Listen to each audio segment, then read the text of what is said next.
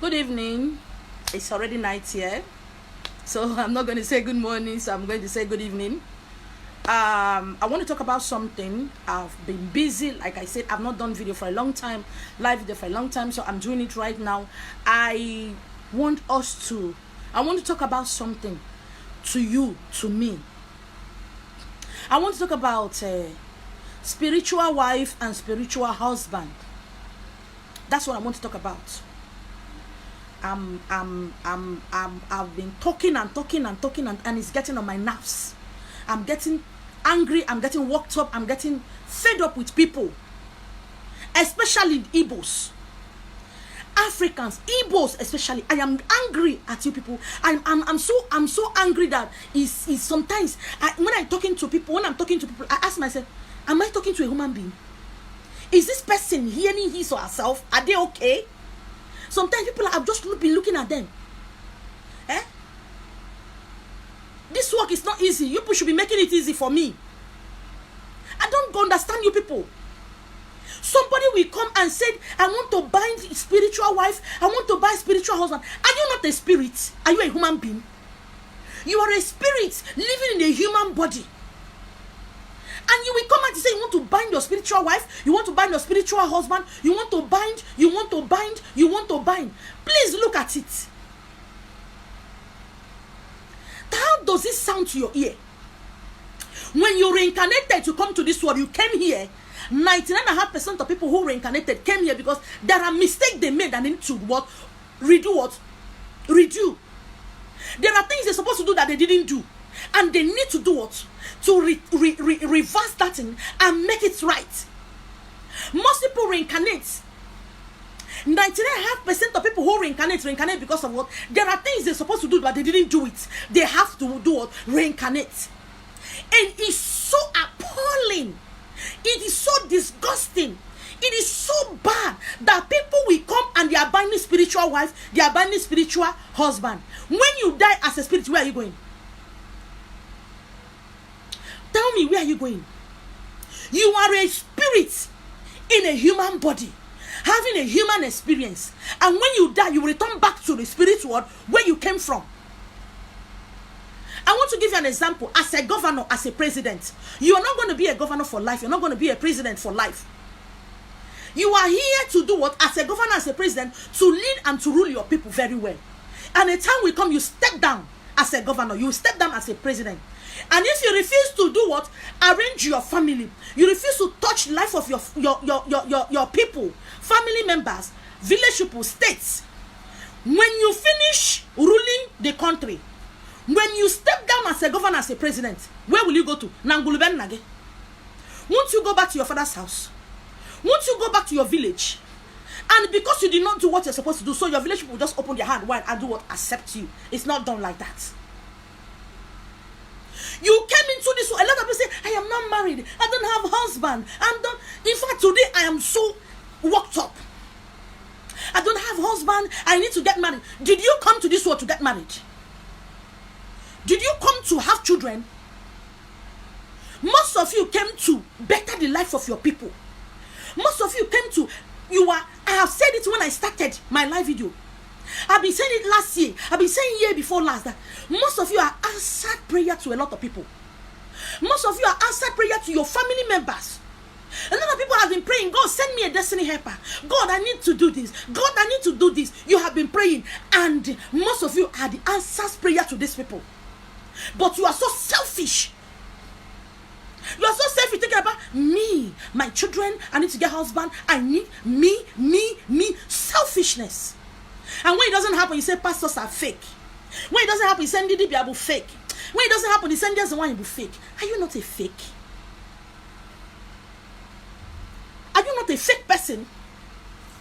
When you finish binding your spiritual wife, you bind your spiritual husband, you bind Chiowage, you bind all the entities and spirits that follow you to this world to better your life. When you die, where will you go to? The same spirit world you came from. When you finish binding them, if you're beginning, As a governor, as a president, you feel that you are not coming down. That is what I'm doing as an example. Now, when you finish your lively, worldly life, when we expire, when this body start to decay, when we have shrink and getting so old, we will die. Where are you going to go? Are you going to go back to those same spiritual wife and husband you left?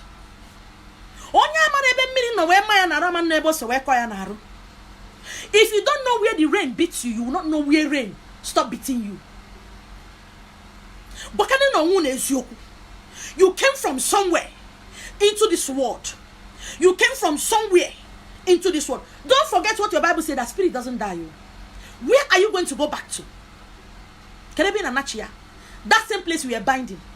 Some said, I'm going to heaven where there is paradise. Have you been there? Have you seen paradise? Have you seen hell? Have you seen God? Have you astral travel and leave this particular planet? You have not. I have. What do you know is what somebody told you. That is what you hold in your hand. When your spirit will be whispering to you, you did not hear it all. And there's a kind of flower one before. Yeah, that. You are busy. Your spiritual wife, I bind you. Where was it the pastor who married you and your spiritual wife? Was it that person binding it? Was it the person? Not one can answer you because I don't know about some people I've been talking since morning. I don't understand. People that come to my house don't want to go. Go, you people should go home. Let me rest. I can go munka. I'm getting tired. When you are busy binding your great grandfathers, binding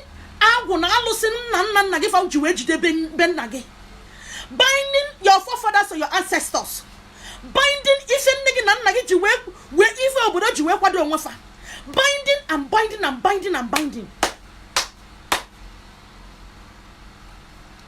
When you die, where are you going to be buried? The same family house. Please, when you finish binding, don't bear your father's name. If your name is Okonkwo Okafo, when you have bind finished, change your name to Emeka Mowokechukwu, because you people don't have sense. People don't have sense. Africans don't have sense. Indeed, what the worst. You are binding yourself because your blood, the blood that is flowing in you, is also flowing in the life of your children, your ancestors. And when you finish binding them, that is why most people remain poor for life. They remain poor. Poor. They will always be poor. They are so poor that they are poor. And you keep wondering why the rich are getting richer. Because they have sense. The rich have sense. Farmer, what's up? Farmer, if an amen. Okay, when a man wants. I don't understand what is it about poor people with the spirit and evil spirit and my uncle pursuing me. Obu Allah. Obu Kedafia. Yeah. Most you want to be told that is my father, is my uncle. That is why you are poor. Because you are myopic. Your thinking is Ota. You are binding the same blood. Unguluben nage. Nya also chubagi niro. Ebanata ben nage. Also sieben nage na chu kerebe yabaga. Ina bind what makes you. Ina bind where your intestine, where your navel was buried. Ina bind your forefathers. Name what for your family. Ina bind who you are. Ina bind your children future. Ina bind your future generation. Ina cast, ina bind. Ina destroy, ina kabosh. Lele, masakata, reba baba, indrobogosuka. Ina bind, ina safe, ina maro. Ina wonder why these people are making it, you are not making it. Ina wonder why is this family growing up, you are not growing up. Because they marry fair. Spiritual wife and husband you are binding. I don't want to do it. Was I there when both of you get married? Number one. Abanyere mo no ring. Mbegina spiritual wife again and husband na anoto. Akunyere mamu yani mo otoge. Why are you people so why for Christ's sake? Was I there when you were created? My own is to tell you solution to your problem. I don't want the spiritual wife, bind it. The agreements you made in the spirit. Yeah, can you see now? The agreement you made in the spirit, you want to come to this body as a flesh to come and make the that is shusho ne marefe. How many of you have been able to open a company since you have been following Bible and following church? How many of you have been able to make something out of your life? Have your children who are scientists, who are professors, who have been able to make something. Check your generation. Since you have been binding and casting, can they be binding and casting in Bugage? In it, your future generation in bondage. In our bind the people who didn't do anything. In our bind the people simply because they don't have your the kind of kedafia religion you have. In our bind the fa. In that village, if I may say no, actually, in that village, if I didn't make an actual back, if I may no more to one for walking on. You know, Jerry, in our bind the wagon. What you want an annie junior? Can you do not say they found one? Can you know if they moon one dibo? Read Bible, read any other book. Ask questions. May fasting is not for yoga. Stop eating some kind of food. Ghana me mogi cage you can say. Can you fed in the banning and metafuma?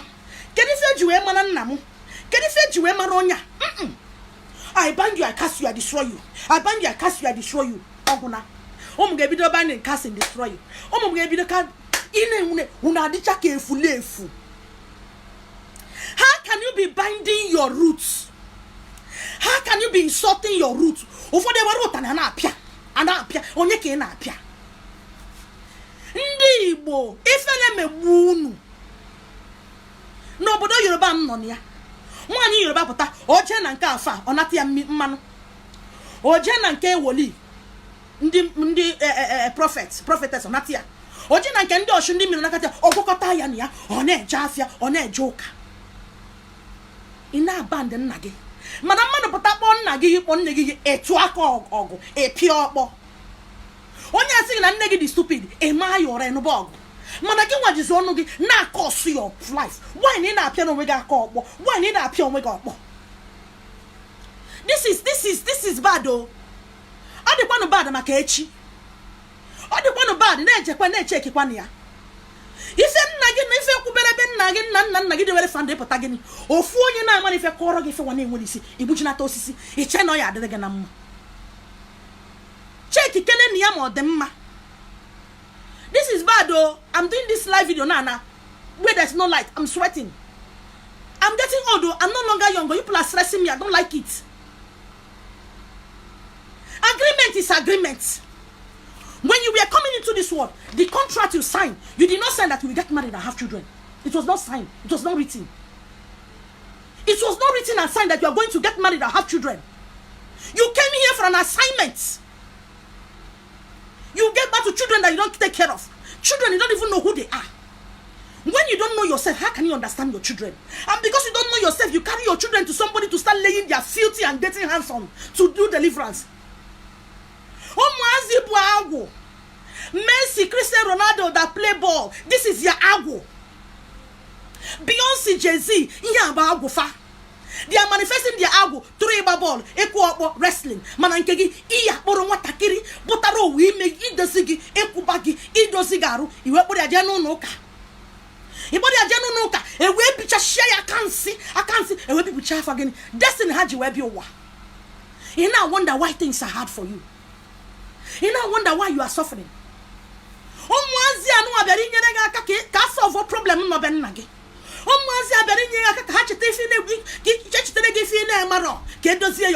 And now bind your spiritual wife. And now bind the spiritual husband. Now bind him. And now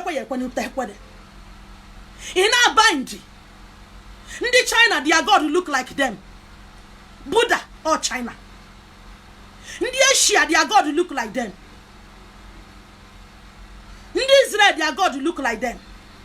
In the Ocha, their God look like them.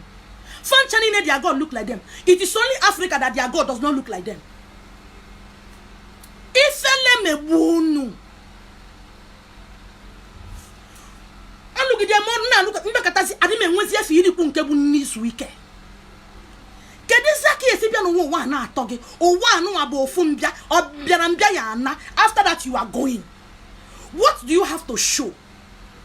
You want to sin and commit uncommittable and ask for forgiveness. The same Bible said what? It said, remove not the old boundary. Read your Bible. I have all kind of version of Bible here.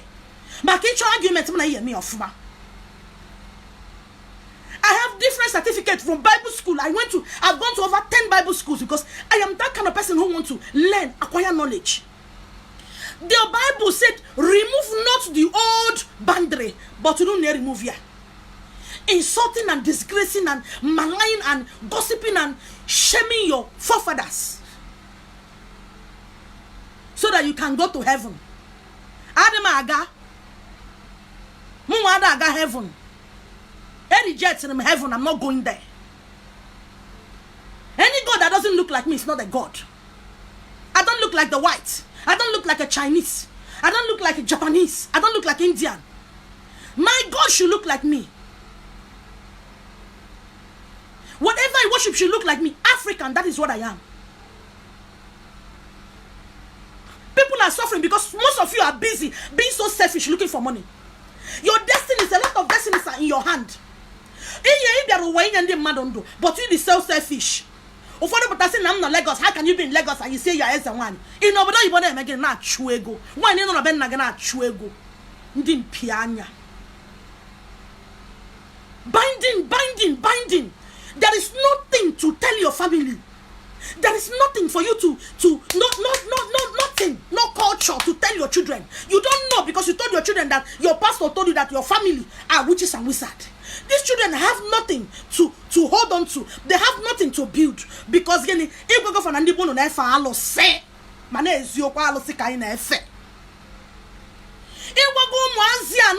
That your village is witches and wizards if you don't go there. Where are you going to live? Why are you lying to these children? You don't know yourself. How will you know the children you have? Keep binding your spiritual wife and husband. Bind your former. Keep binding them.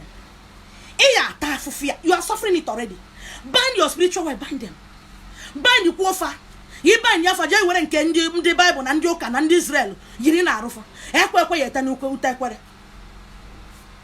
Bind the man as soon as I'm binding. One bind is a German anywhere. Manaboko anywhere in Yagini.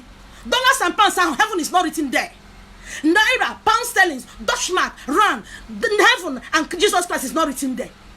Keep lying to yourself. Even when I work at Sapanamaru, on your banana, I too much. When you need respect to Ngulubenia, when you need respect to the forefathers here, is he going to respect me? Are you going to respect Jesus or God? Ibu, can you find me? You are a hypocrite. Because the God you worship does not look like you. The MM and the speaking in tongue does not sound like your language. It's not your language.